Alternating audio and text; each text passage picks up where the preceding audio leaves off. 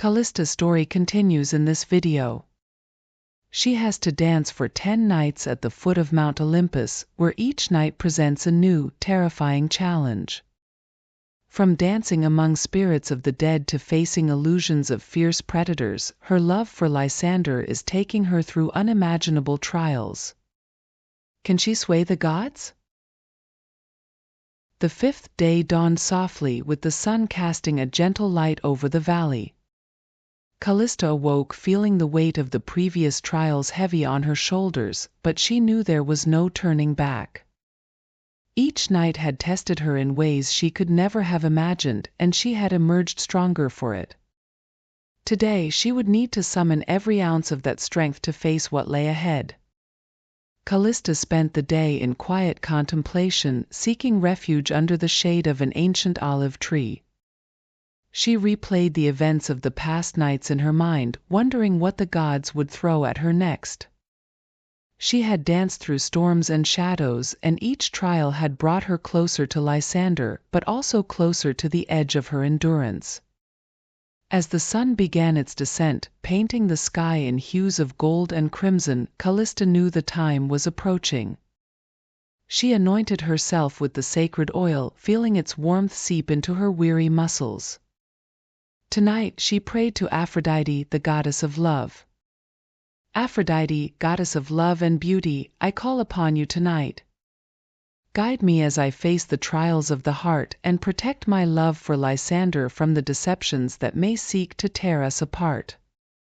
My love for him is true, and I ask for your blessing to see us through this trial. The air grew still as the sun dipped below the horizon, and Callista felt a sense of unease settle over her.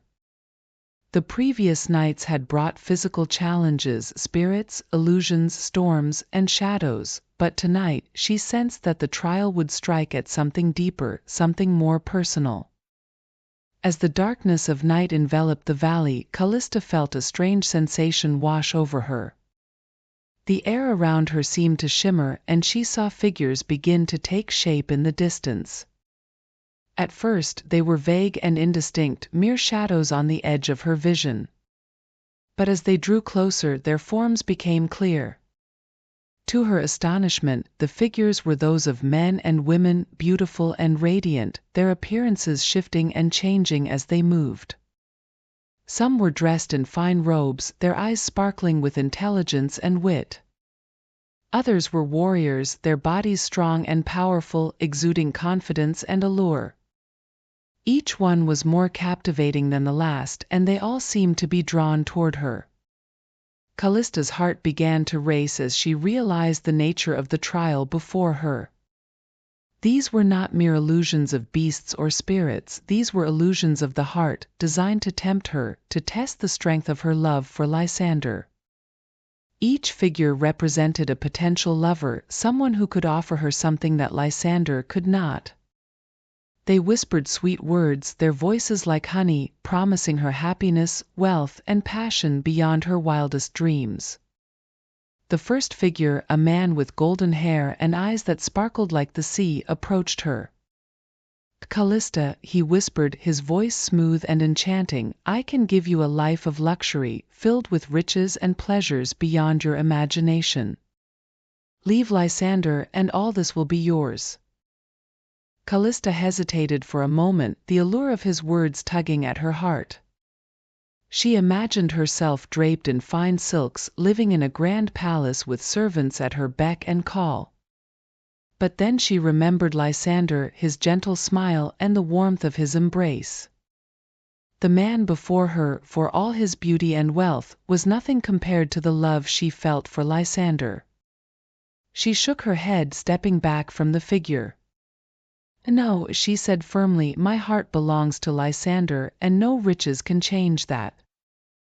The figure's smile faded, and he dissolved into mist, disappearing into the night. But before Callista could catch her breath, another figure approached, this time a woman with eyes like molten gold and hair that flowed like a river of fire. Her voice was soft and seductive, promising Callista a life of passion and excitement. "Lysander cannot give you what I can," the woman purred, her gaze intense and alluring. With me you will know the thrill of true desire, the fire that burns in the hearts of those who live without fear. Leave him and I will show you what it means to truly feel alive. Callista felt a pang of longing as the woman's words washed over her. There was something intoxicating about the idea of living a life filled with passion and excitement. But then she thought of Lysander, of the quiet moments they shared, the simple joys of their life together. She knew that no fleeting passion could ever replace the deep and abiding love she felt for him. With a determined shake of her head, Callista stepped back once more. No, she said, her voice stronger this time, my love for Lysander is not something that can be replaced by momentary thrills. It is a love that endures, that grows stronger with time. The woman's eyes flashed with anger, and she too dissolved into mist, leaving Callista standing alone once more. But the night was not over, and the final figure approached her, a warrior, tall and strong, with eyes that burned with the intensity of 1,000 battles. His presence was commanding, his voice deep and resonant as he spoke. Callista, he said, Lysander is weak, a man who cannot protect you from the dangers of this world. But I can. With me you will never have to fear again. I will fight for you, die for you, and ensure that no harm ever comes your way. Leave Lysander, and you will be safe for the rest of your days. Callista's heart ached as she listened to the warrior's words. The idea of being protected, of never having to fear for her safety or Lysander's, was tempting. She had seen Lysander's illness weaken him, had feared for his life, and the thought of losing him had been unbearable. But she knew that love was not about safety or protection, it was about standing by each other through all of life's challenges, no matter how difficult. With tears in her eyes, Callista stepped back for the final time. No, she whispered, my love for Lysander is not based on fear or weakness. It is a love that stands strong even in the face of adversity. I will not abandon him, no matter what. The warrior's expression softened, and for a moment, Callista thought she saw a hint of sadness in his eyes. But then he too dissolved into mist, leaving her alone in the stillness of the night. The air around her grew calm, and the shimmering light that had surrounded her began to fade.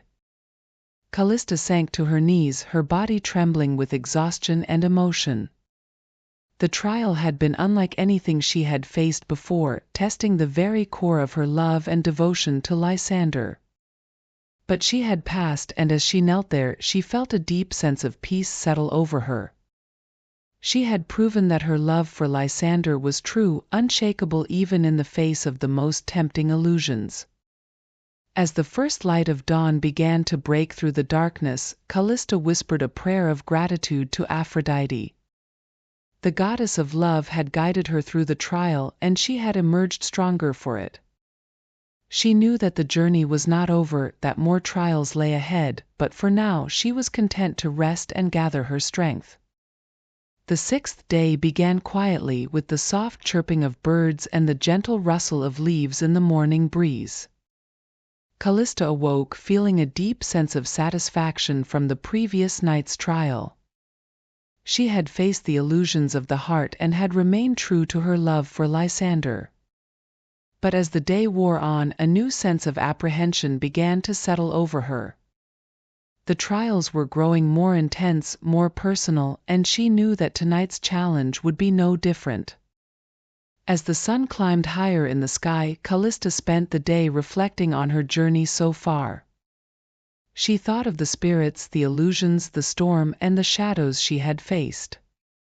Each trial had tested her in different ways, pushing her to the limits of her strength and endurance. But she had also grown stronger, more resilient, and she knew that she could face whatever the gods had in store for her tonight. As dusk approached, Callista prepared herself for the sixth night's trial. She anointed herself with the sacred oil, feeling its warmth seep into her skin. This time she prayed to Hera, the goddess of marriage and family. Hera, queen of the gods, I call upon you tonight. grant me the strength to remain loyal to Lysander even in the face of temptation. My love for him is steadfast, and I ask for your blessing to see us through this trial." The sun dipped below the horizon and the sky grew dark, signaling the beginning of the night's trial. Callista stood at the foot of Mount Olympus, her heart steady but her mind filled with uncertainty. She knew that the trial would test her loyalty to Lysander, but she had no idea what form it would take. As the night deepened, Callista saw movement in the shadows. She tensed, ready for whatever challenge the gods would send her way. But what she saw took her completely by surprise. Emerging from the darkness was a man, tall and handsome, with a commanding presence. His eyes sparkled with intelligence and wit, and his smile was warm and inviting. Callista's breath caught in her throat as she recognized the man. It was Lysander. But something was different about him. He seemed stronger, more confident, and there was an intensity in his gaze that she had never seen before. "Callista," Lysander said, his voice soft and full of emotion, "I have been watching you, my love. I have seen the trials you have faced, and I am in awe of your strength and devotion. But now I must ask you something difficult. I have been given the chance to join the gods on Mount Olympus, to become one of them. I can offer you a life of luxury, of power, of eternal youth. All you have to do is leave behind your mortal life and join me in the realm of the gods." Callista stared at him, her mind reeling with confusion and doubt. This was Lysander, the man she loved more than anything in the world. But the offer he was making was something she had never imagined.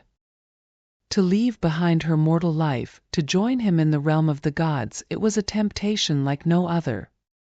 But something in the back of her mind whispered that this was not truly Lysander. It was a test, a trial sent by the gods to test her loyalty. The real Lysander was still ill, still depending on her to save him. This was an illusion, a trap designed to make her abandon her quest. Callista took a deep breath, calming her racing heart. She looked into the eyes of the man before her, searching for the truth. "Lysander," she said softly, "I love you more than anything in this world. But I know that this is not truly you. The real Lysander would never ask me to abandon my mortal life, to leave behind everything I hold dear. My love for you is strong, and I will not be swayed by illusions." The man's expression changed, his smile fading into a look of disappointment. "Are you sure, Callista?" he asked, his voice tinged with sadness. "This is a chance to escape the hardships of mortal life, to live in comfort and luxury for all eternity. Think of what we could have together." But Callista shook her head, her resolve firm. "No," she said, "my love for Lysander is not something that can be bought with promises of wealth and power. It is a love that endures, that stands strong in the face of adversity. I will not abandon him, no matter what." The man's form began to waver, his features shifting and changing until he dissolved into mist, leaving Callista standing alone in the darkness. She had passed the test, proving her loyalty to Lysander even in the face of the most tempting illusions. But the trial was not over yet. As the mist cleared, Callista saw another figure emerge from the shadows. This time it was a woman, tall and graceful, with eyes that sparkled like stars. Her beauty was breathtaking, and her presence commanded attention. "Callista," the woman said, her voice soft and soothing, "I am Hera, the goddess of marriage and family. I have been watching you, and I am impressed by your loyalty to Lysander. But now I must ask you to make a difficult choice. I can offer you a life of peace and happiness, free from the trials and hardships of mortal life. All you have to do is leave behind your quest and join me in the realm of the gods." Callista's heart ached as she listened to Hera's words. The offer was tempting, a chance to escape the pain and suffering she had endured on her journey. But she knew that she could not abandon Lysander, no matter how difficult the path ahead might be. With tears in her eyes, Callista looked up at the goddess and shook her head. "No," she said, her voice trembling with emotion, "I cannot abandon Lysander. My love for him is too strong, too true. I will face whatever challenges come my way, no matter how difficult, because he is worth it." Hera's expression softened, and she smiled gently at Callista. "You have chosen well," she said, her voice filled with warmth. "Your loyalty to Lysander is commendable, and it will be rewarded. The journey ahead will not be easy, but know that you have the strength to see it through." With those words, Hera's form began to fade, leaving Callista standing alone once more. The night was still and quiet, the air heavy with the weight of what had just transpired. But as the first light of dawn began to break through the darkness, Callista felt a deep sense of peace settle over her. She had faced the test of loyalty and had emerged victorious. The gods had tested her love for Lysander, and she had proven that it was steadfast and unshakable. The journey was far from over, but Callista knew that she could face whatever challenges lay ahead, for her love for Lysander was her guiding light. As the sun rose higher in the sky, Callista whispered a prayer of gratitude to Hera, thanking the goddess for her guidance and protection. She knew that the next trial would come soon, but for now she was content to rest and gather her strength for the nights yet to come. The seventh day was a quiet one, marked by a stillness that seemed to settle over the land. Callista spent the morning resting, her body and mind weary from the trials she had already endured. Each night had brought with it a new challenge, testing not just her physical strength but the depth of her love and loyalty to Lysander. And yet, despite the hardships, she found that her resolve had only grown stronger. As the day wore on, Callista's thoughts turned to Lysander. She wondered how he was faring, whether he was still holding on. The thought of him suffering, alone and ill, filled her with sorrow, but it also fueled her determination. She knew that each trial she faced brought her one step closer to saving him, and that knowledge gave her the strength to keep going. As the sun began to set, painting the sky in shades of orange and pink, Callista prepared herself for the night's trial. She anointed herself with the sacred oil, its familiar warmth a comfort against the unknown challenges she would soon face. Tonight she prayed to Kronos, the god of time. Callista's heart beat in anticipation as she invoked the name of Kronos, the god of time. She knew this night would be different, for time itself would be her adversary. As the last rays of the sun dipped below the horizon, the air around her seemed to ripple.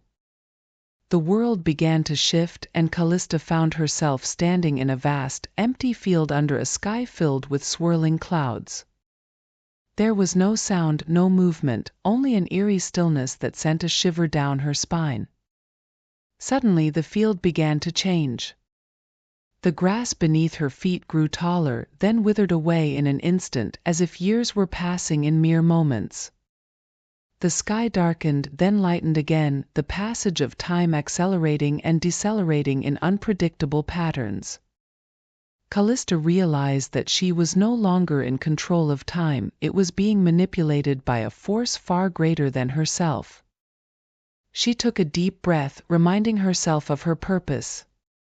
"I am here for Lysander," she whispered, grounding herself in the love that had brought her this far. But as she tried to steady her thoughts, the world around her shifted again, and she was plunged into a vision of the past. Callista found herself in a small, familiar village.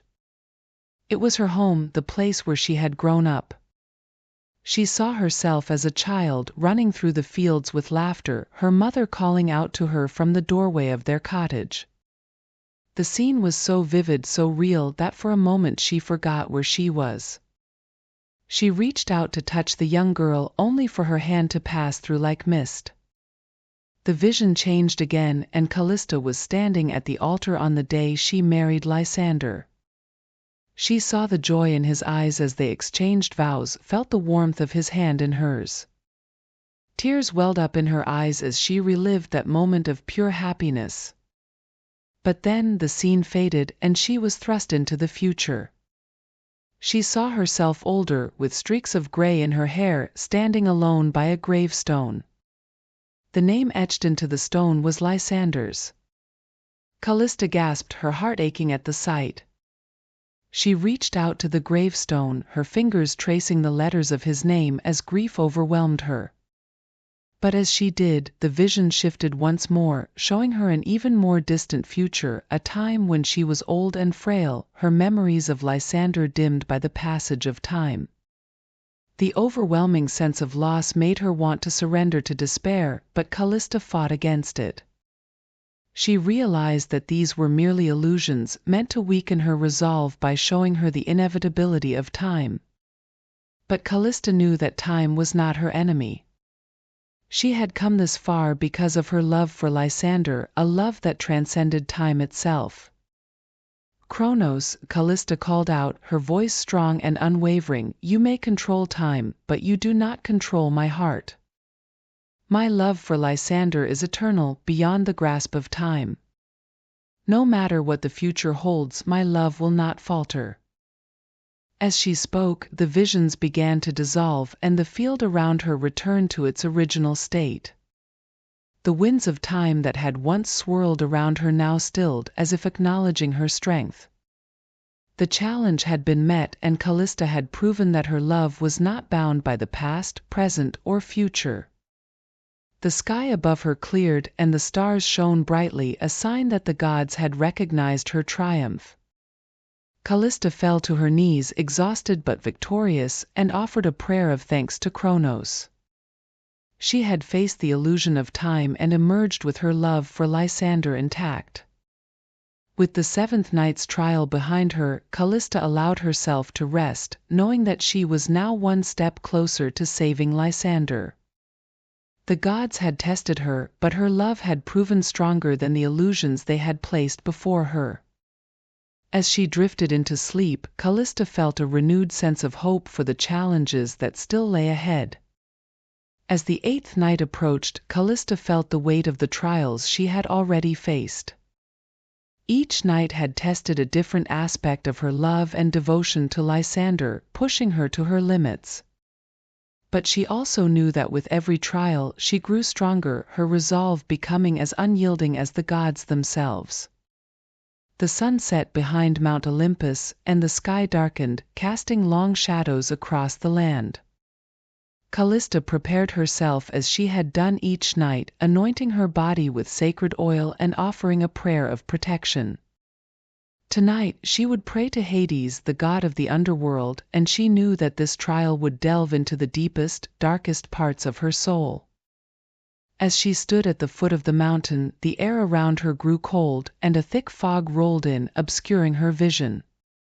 The world became silent, and Callista could feel the presence of something ancient and powerful.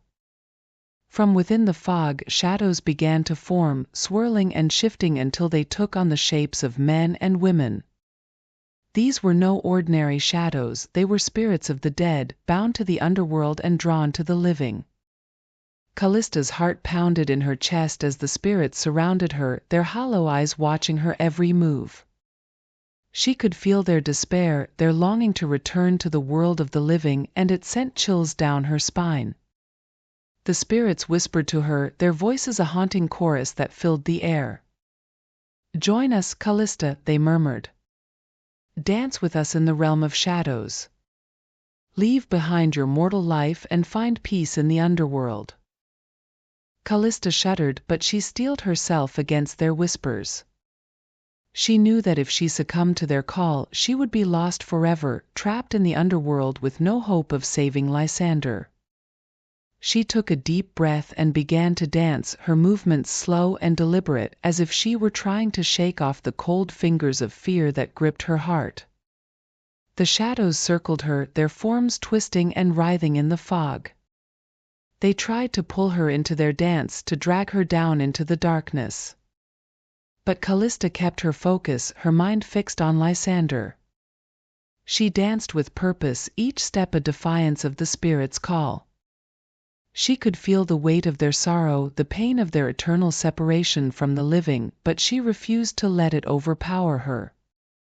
"Hades," Callista called out, her voice echoing in the stillness, "I respect the power of the underworld, but I will not be swayed from my path. My love for Lysander is stronger than the pull of death. I dance not for myself, but for him, and I will not abandon him." As she spoke, the shadows around her seemed to falter, their forms wavering as if uncertain. Callista continued to dance, her movements growing more confident, more determined. She felt a surge of strength within her, a force that pushed back against the darkness. The spirit's whispers grew fainter and the fog began to lift. Callista could see the stars above her, their light piercing through the shadows. The spirits, unable to hold her any longer, began to fade away, their forms dissolving into the night.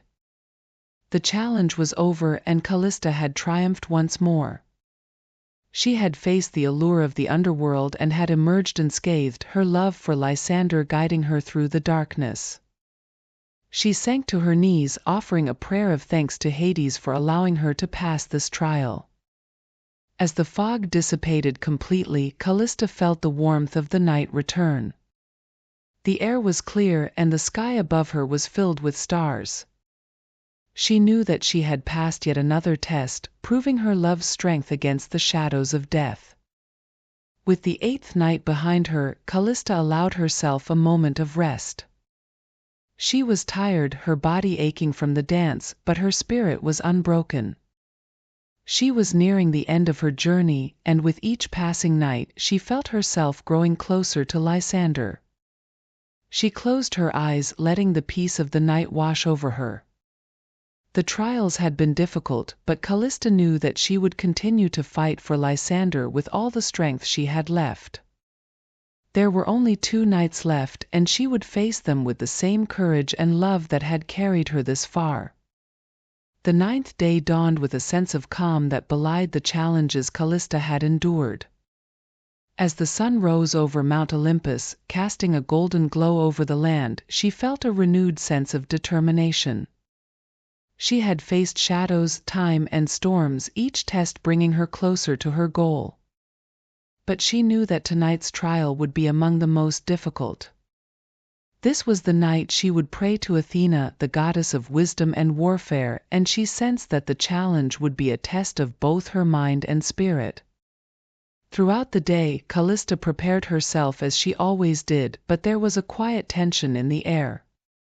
She knew that Athena would not be easily pleased. The goddess was known for her cleverness and strategy, and Callista would need to be sharp to succeed.